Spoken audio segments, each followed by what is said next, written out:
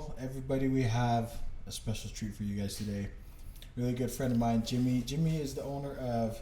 Let me give you a little background on Jimmy from when I met him. Jimmy is the owner of Bun Boiz and Eat Budget Bites, which we'll dive in later what those are, and I'll let him explain it. But I'll say this: delicious. If you're in Provo, check it out. Late night snack, afternoon snack, late dinner. It's one of my wife and I's go-to spots. But yeah, Jimmy, he's got a great story in store for you guys, and so we're just gonna talk a little bit. We're gonna dive into his purpose and kind of where Jimmy started, and I'm excited for you guys to get to know Jimmy, and we'll drop his socials down in the description below.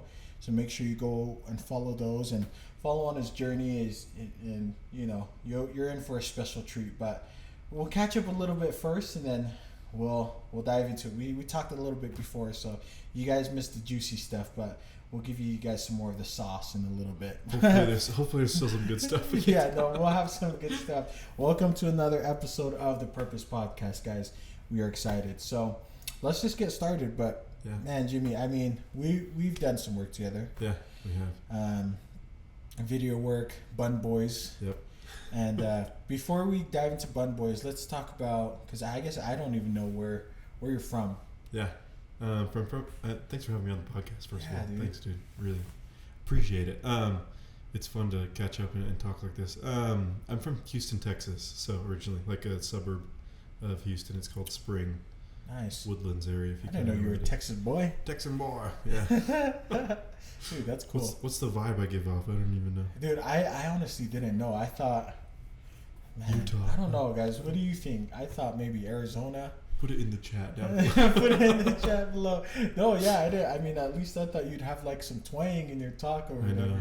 It doesn't come out here. Did you have it when you were in Texas? Not really. Like, my dad's from New York State and my mom's from Washington. Oh, okay. And so, like, nobody really has like an accent growing up. Like, if anything, like, and then my dad's family, a lot of them are from the Midwest. So, like, we go spend like Thanksgiving and Christmas up there, or like summers in New York.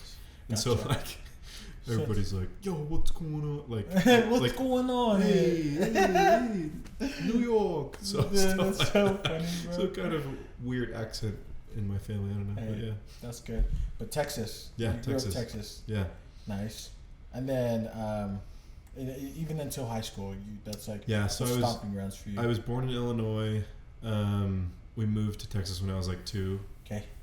So I was raised there. Did high school there, and then went on a mission after that in Mexico City is where I served. So. Awesome. Bueno. Bueno. Nice. Hablo español. Dude, that's cool, man. Yeah. And then after you got home from your mission, BYU, went to school. Yeah. So I was at home for a second, working for my dad. He's an orthodontist. Okay. He does own practice and stuff. In Texas? Mm-hmm, Texas. Okay. I worked there for like 2 or 3 months, lost some mission weight, and then I came up to BYU. Up here to Utah, yeah. Dude, that's good. And so when you started at BYU, I want to dive into your story, because kind of how you started your own restaurant business. And I mean, what's that story like from freshman year up until now? You're almost done. Like, what kind of went into that? Yeah, so all throughout like high school and like my whole life, like I thought I wanted to like be a doctor, like an orthodontist or like a dentist or something like that, because that's like what I was raised on, right? And it's like, it's a really solid career path.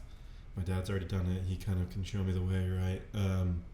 And like as I got into school, I was taking all these science classes and stuff, and it just was not my jam. Yeah, I would like study for like hours and like put in like way more work than my friends were that were wanting to do the same thing, and they would like ace the tests all the time, and I'm putting like double the hours in, and I'd get like a C or a D on the test, and I was just like, this sucks. So I did that for a while, and then I got to this point. I remember I was sitting at the top of a class in Chem 106 is what it is. So it's like it's your second year in chemistry. Like right before the add drop deadline, so you can like either drop the class or like add more classes, right? And I was just like sitting at the top, and everybody was like vibing with the professor, and they're like getting it, and I just like remember I was like just feeling like so alone. I was like, I don't understand anything that we're talking about, and I could just drop this class today, and then I'd be happy again, basically. I was like, this just sucks. I don't know if I could do another semester of this. So, and I was like doing pros and cons lists all day and like really stressing out about it all day long. And then I finally, like, I think it was like 11:55 on the ad drop deadline, I decided to drop it. And then I added like a marketing class, I think. And so that was kind of like where I started to switch into kind of like business and stuff. And in my marketing class, there were some entrepreneurs that came in, and I was like, you know, that would be cool, like to own my own business, do my own thing. Because my big thing was like, I want to just help people. And I was like, I can't help anybody outside of medicine, which is not true, right? And more so, you could probably help more people outside of it, right, on a more large scale. But my brain was just kind of like locked in on one-on-one helping out in that way. And so that's where I kind of started to realize like I could help people through employing them, like solving problems through business.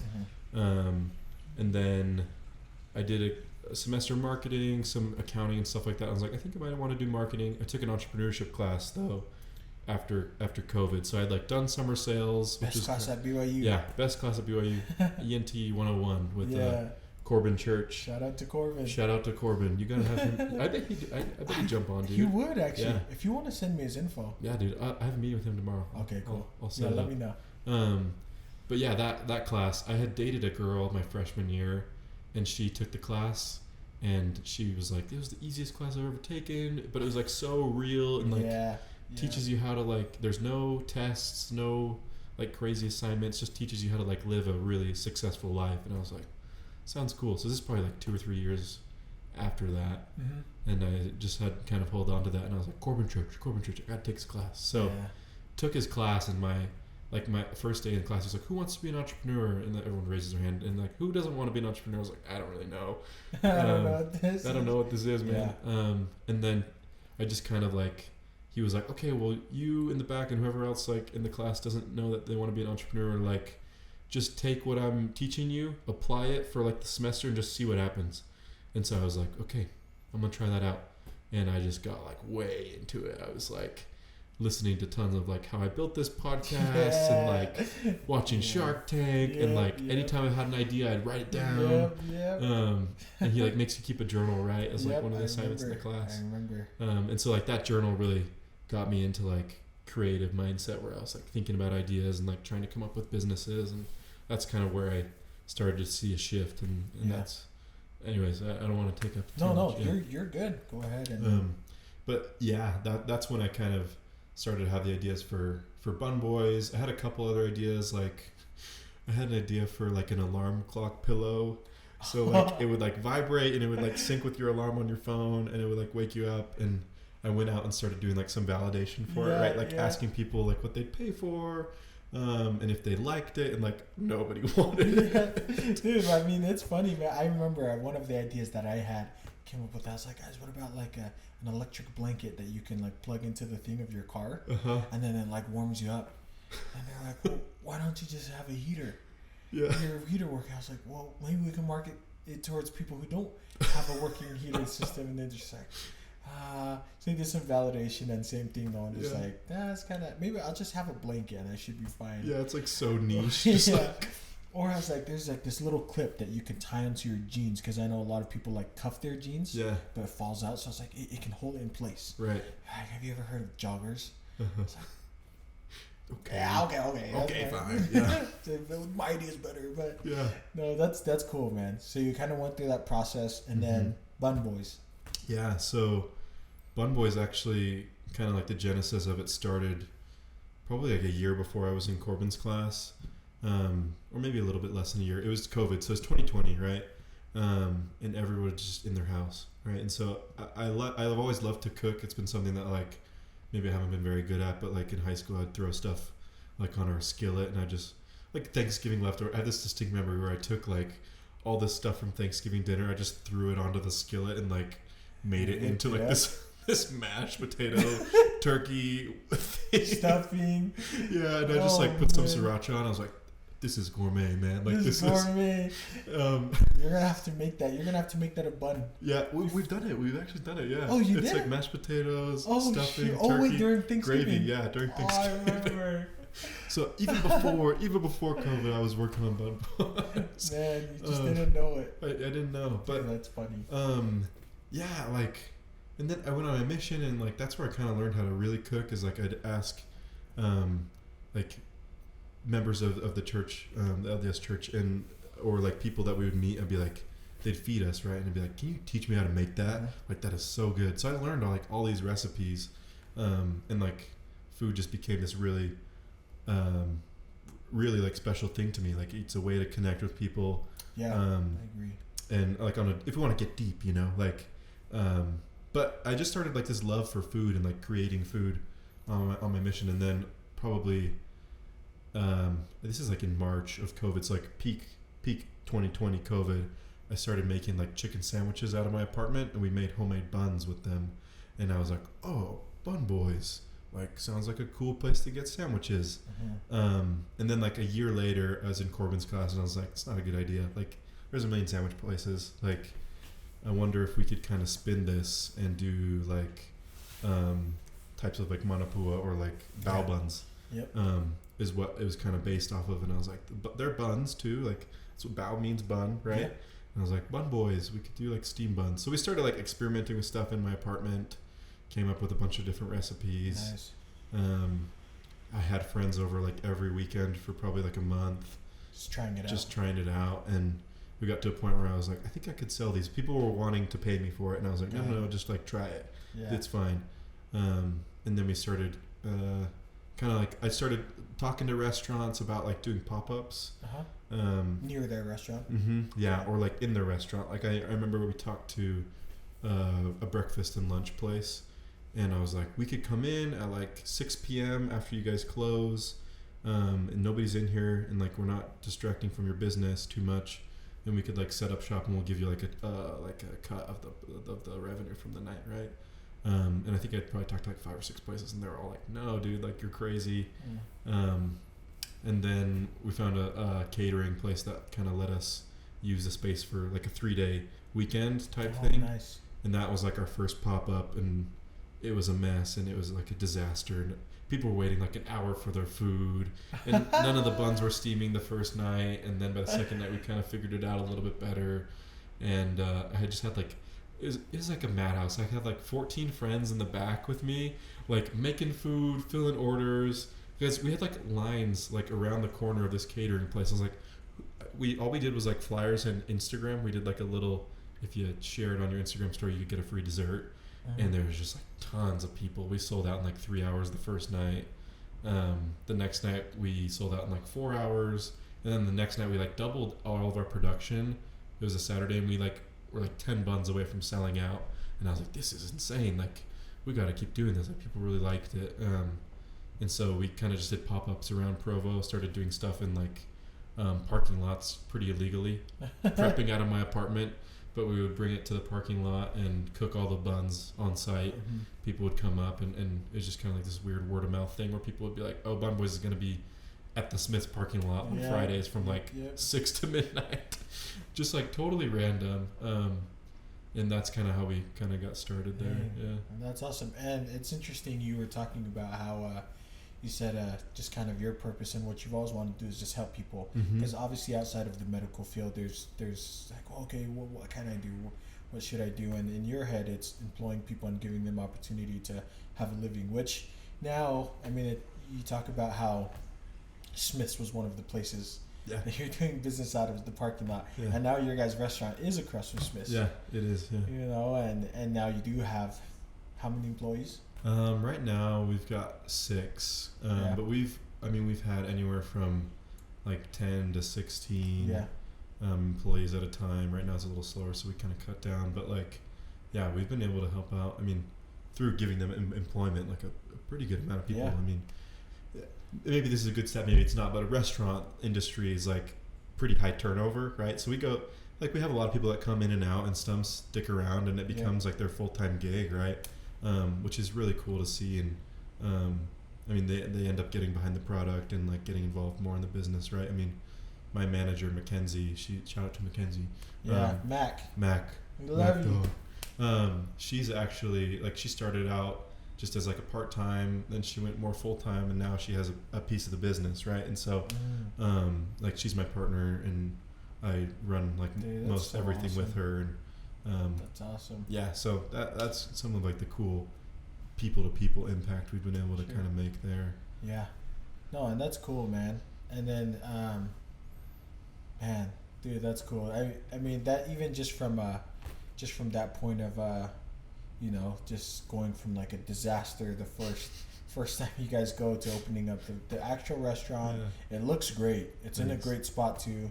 And then now you have now you're in a place where you can give ownership to other people, which how old is Mackenzie? She's 20, so she's a year older than me. She's 26. So not a lot of 26-year-olds have ownership in a company. No. You know what I mean? And so that's cool, man. Yeah. And so that's your purpose, is helping people. So moving forward, you're kind of shifting gears. You're kind of still in the restaurant business, but I mean, we talked a little bit about how you're trying to shift towards another venture. Yeah. So totally. Eat Budget Bites. Yeah.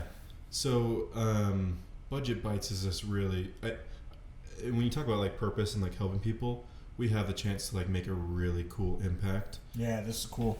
So Budget Bites is a way for restaurants, primarily, right? Restaurants to sell product that they would otherwise throw away. Perfectly good food that is high quality, right? It's the same food that you'd get anytime that you would go in during the day, but it's just later into the evening or whenever they're going to close. It's just food that they would throw away that they have the chance to sell at a discounted price and still make something. Maybe it's not like their full margin off of it. Maybe they're breaking even, or maybe they make a little bit of money off of it. Yeah. But it's more than zero, right? It's more than throwing it away.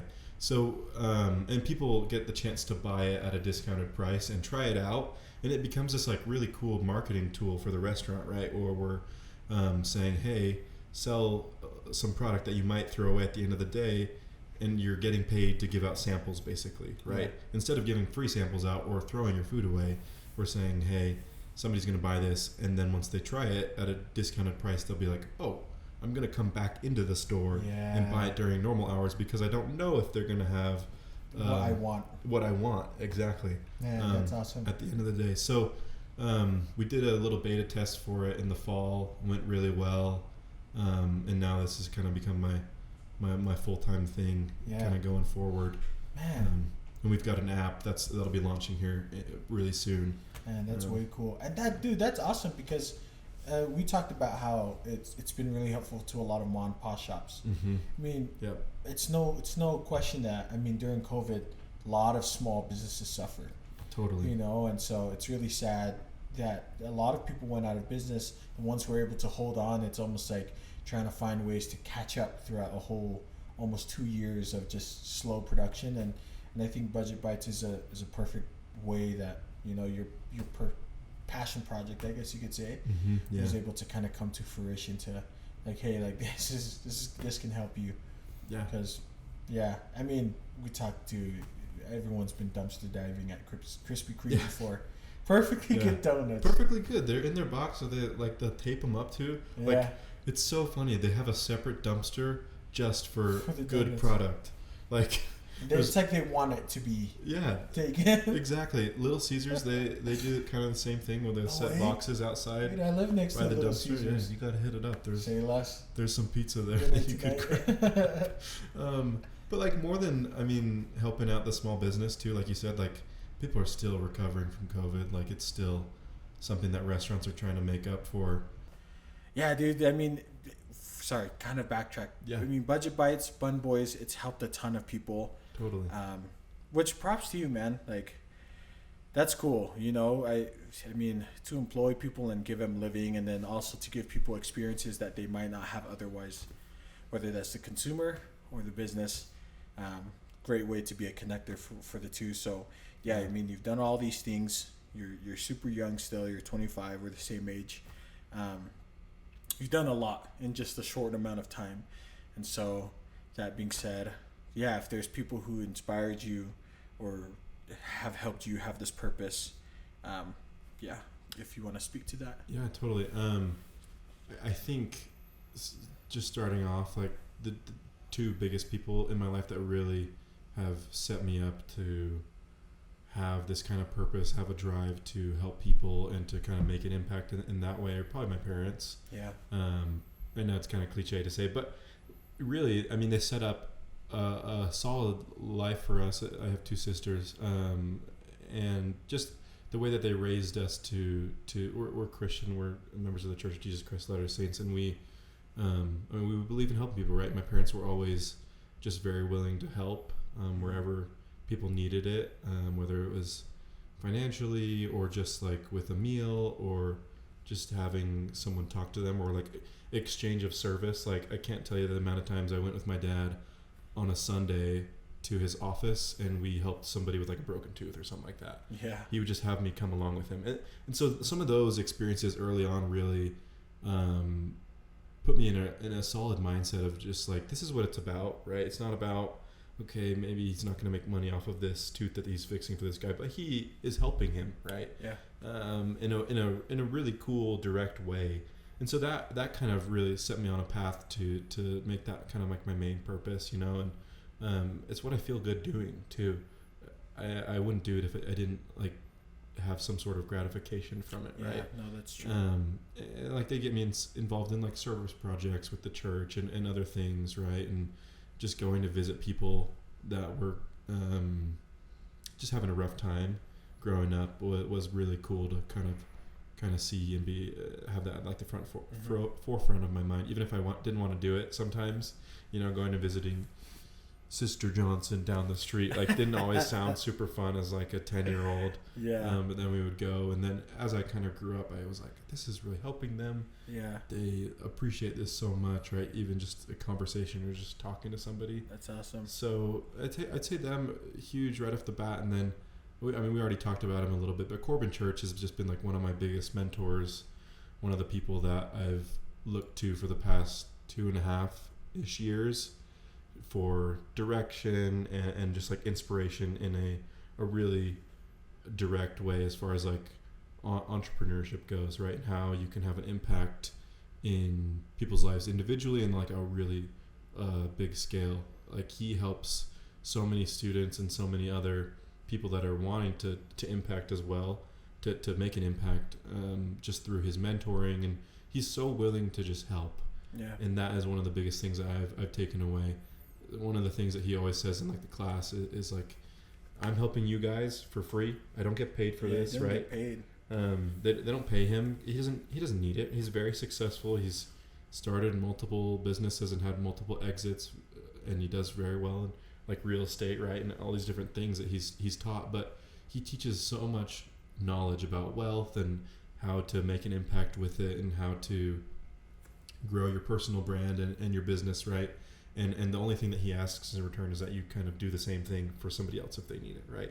And I've really taken that to heart. If anybody ever needs help starting their business or brainstorming or they ran into an issue in some way, I'm always willing to chat and see where I can help and be like a connector, kind of like you said, if I know somebody who would help this person or that person. So, I mean, to not go on too long about a million different people that have really inspired me and helped me out a lot. I mean, those three people just have been everything for me as far as like growing up, and then to where I am right now, just kind of setting me on a really cool path. I mean, Corbin's been insane helping me start up Budget Bites and being behind that because he really believes in our mission. And I like to think sometimes he believes in me in a way. Yeah, no, he does. He does. But, I'm sure he does. And it's really cool. I don't know why people help me in the way they do. Like especially Corbin, he's just insane for the amount of work that he's put in for me personally. Yeah. And he just does it. You know, he doesn't even ask anything. And sometimes he won't even like tell you like, hey, you're amazing. He just does it. He shows you how he feels about you as a person, and that's really big for me. It speaks more than words could ever, you know. So yeah. Dude, that's awesome. First off, Corbin Church, he is like he's a great guy. I mean, I've been in that class with a lot of good friends, and one of my other good friends is he speaks to Corbin's, you know, stature the same way that you and I do, I don't hear anything but good things about Corbin, and so yeah, I mean, yeah, he's a super great role model, very very successful, and like you're talking about your dad, and I kind of brought up a little side note I want to talk about. Yeah. Me and my wife were like, oh man, like I think we want to. I mean, it should be obviously a no-brainer, but like have like our lives be very very intertwined with our kids' lives in the sense that I think when you're a parent and you're going to work or you're doing like adult things, like oh I'm just running an errand or whatever, you don't need to know about it, or at work I just worked, totally. like letting them be involved in their lives, like your dad taking you to like his workplace and like oh this is what I do, and he may not have like told you like this is what I'm doing, this is why I'm doing it, but you can observe like kids are smart, and that reminded me of one of the experiences I had with my dad, when he served as a church leader, as a bishop, and I remember there was one Christmas him and my mom, like they bought like a ton of gift cards.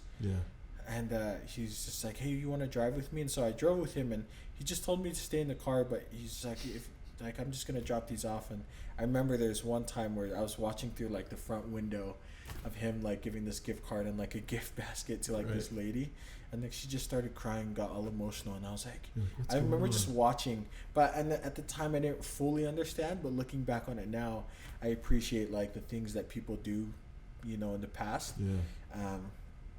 Show a good example that help us have a good purpose today, and so I guess going off of that as well, I mean from the time that you're able to understand like your purpose and stuff until today, if there's any trials that you had, I mean how did you overcome those, and how would you say, I guess meditations, or I guess I don't know what's the word, processes that you went through, and that you may currently go through to overcome like certain trials, whether that's physical trials, emotional trials, mental trials, or anything to that sort. Yeah, totally. I mean, there's always, especially in like entrepreneurship, I mean, everybody has a lot going on, you know? Like you said, whether it's like, temporal trials with like money and not having enough money to afford maybe like some luxury goods, or even like food on the table, right? Or if it's like emotional or spiritual issues, there's always a lot going on. For me, I think one of the biggest things I kind of struggle with getting vulnerable here is just kind of like if I'm using my time to the best of my abilities, if that makes sense, and how that kind of bleeds into the way I am or the way that I feel, in the sense that, for example, one thing that was really hard starting Bun Boiz was, in the beginning, all my friends were like, oh, this is so cool, I want to help out as much as I can, let me volunteer, let me be there. That probably went on for like 4 or 5 months, right? But you get to a point where they're like, oh, he's serious about this, like this is his work, right? This is his business. And it turns into something that's like not as fun all the time, right? And so you have some friends that, I mean, like one of the things that I kind of struggle with, and this is no dig on anybody that I'm a friend with or has been my friend in the past, like people stop inviting you to things, right? Because you like so many times they invite you and they're like, hey, we're doing this, and you're like, oh, sorry, I'm working at the truck today, or oh, I'm working at the store today, or like I'm working till 2 a.m. tonight. They're like, oh dude, that stinks. And then you stop getting the invites, right? And so one of the things that I still battle with it is like, man, am I actually doing what I'm supposed to be doing? Or, I mean, that looks like way more fun than this right now. And it's this constant battle with like comfort in a way, right? Like wanting to do something that's a little bit more comfortable in the short term, that's going to be more like gratifying in the short term for like some delayed gratification in that way, right? Like I know Bun Boiz will pay off. That's what I was always saying to myself. I'm like, this is really hard right now, and I could be off at Lake Powell with my friends, right?